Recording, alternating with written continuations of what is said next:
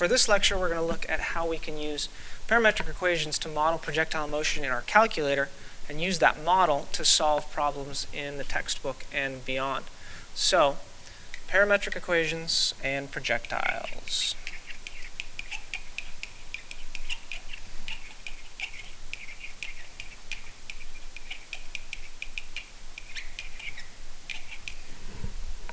So let's look at a new kind of projectile problem that we haven't seen before, haven't done before. Okay, we've got a projectile being launched off of the edge of a cliff. So let's say that it's launched with initial velocity of 30 meters per second at a launch angle of 25 degrees, and let's say that the cliff is 15 meters high. So let's go ahead and write down our variable tables for the horizontal motion and for the vertical motion. In horizontal, x naught we'll call 0 meters. X final is unknown. V in the x direction is just going to be v naught cosine theta, so that's 30 times the cosine of 25. And the time for the projectile is unknown. For the vertical, we've got y naught is the top of the cliff, so that's 15 meters. Y final, we're going to assume it hits the ground down below, so that's going to be 0. V naught in the y direction is going to be v naught sine theta, so that's going to be 30 times the sine of 25.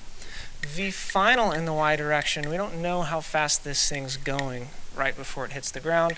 The acceleration is gravity, negative 9.8 meters per second squared, and the time is unknown, but we know that the horizontal time and the vertical time of flight are going to be the same. All right, so now using these two sets of information, let's write two equations down, one for x and one for y. And for x, we have the standard x final is equal to x naught, which is 0, plus v in the x direction times t. So that's going to be 30 times the cosine of 25 times time. Because time is unknown, I'm just going to leave it as t. And for the y direction, let's use the 1/2 at squared kinematic equation. So we've got y final is equal to y naught, which is 15, and v naught times time is going to be 30 sine 25 times t. And we're going to subtract off half of the acceleration, 4.9, and then that's t squared. If I am talking about the whole flight of the projectile, we can say that y final here is 0, but let's leave it as a variable for right now, because what we have here is two equations, one for the x position, the horizontal position, and one for the y position, the vertical position, and they both only have one variable in them, time. So what that means is we have one equation here that will give us the x position at any time t. We have another equation that will give us the y position at any time t. These are parametric equations, and we can use them in our calculators to solve for the position and of the position of the projectile at any time t, both x and y, and it'll actually show us the flight of the projectile using the calculator. So let's learn how to do that. Okay, so we've got our two equations, and this time I wrote them as x of t and y of t at any time t. And we have our calculator. I've enlarged the screen. You can't see the actual calculator, you can only see the screen, so I'm going to walk you through the steps. Okay, the first thing we have to do to use the parametric mode is hit the mode button on our calculator. We have to go down. Our angles are measured in degrees, so let's make sure that we're on degree mode. Then go down one more to the PAR mode. Okay, so we want to highlight the PAR and turn it off of function mode. Okay, now go ahead and hit the y equals button. And this takes us to where we enter in our equations. Notice that now we have x and y instead of just y. So we're going to enter in our functions for x of t and y of t. So for x, we have 30 times the cosine of 25, and that's times the variable. When you hit the variable button this time, the x button, it gives you a t. That's nice. So moving down here for the y, we have 15 plus the sine of 25 times the time minus 4.9 t squared. Now, when we go to the graph, we don't see anything.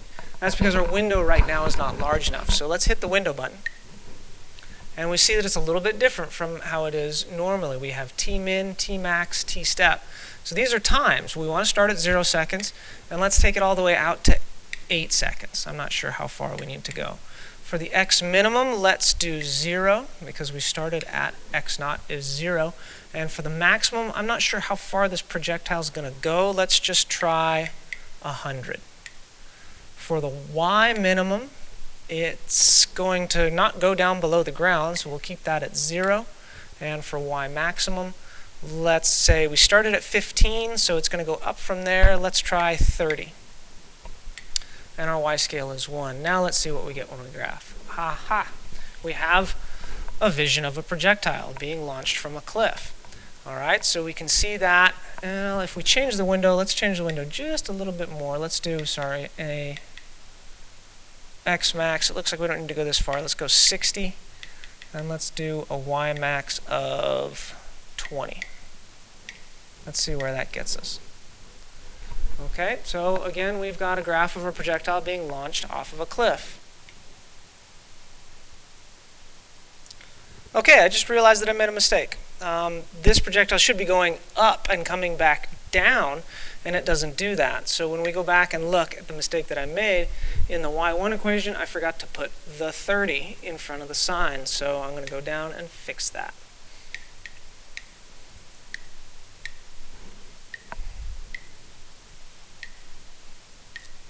Now we go back to the graph.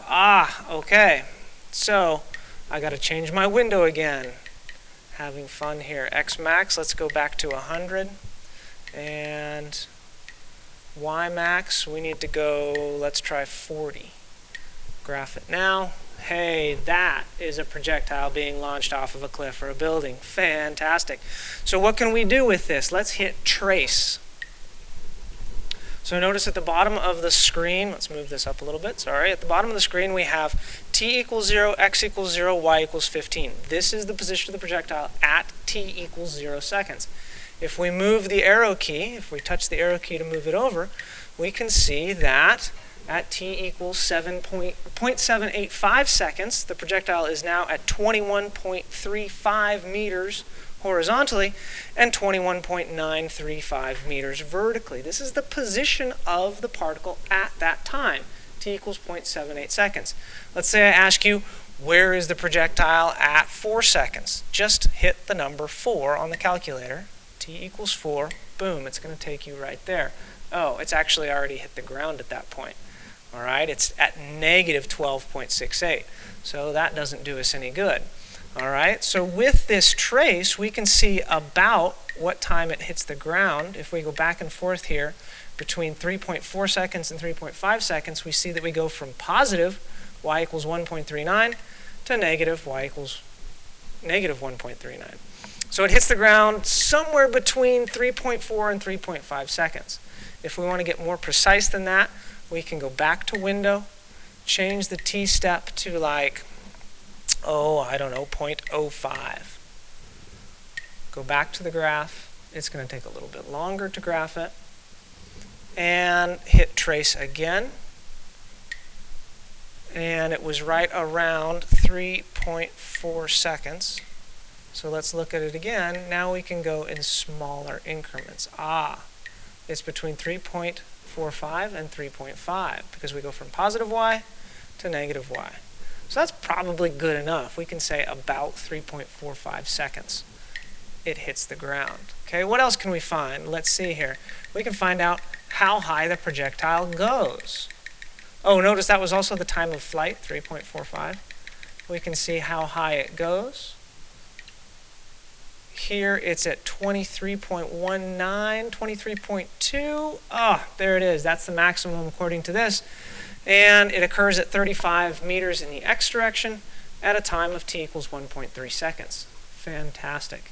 Going back to where it landed at 3.45, we can also see the range of the projectile. The x position is 93.8 meters. So this projectile went 93.8 meters from the base of the cliff.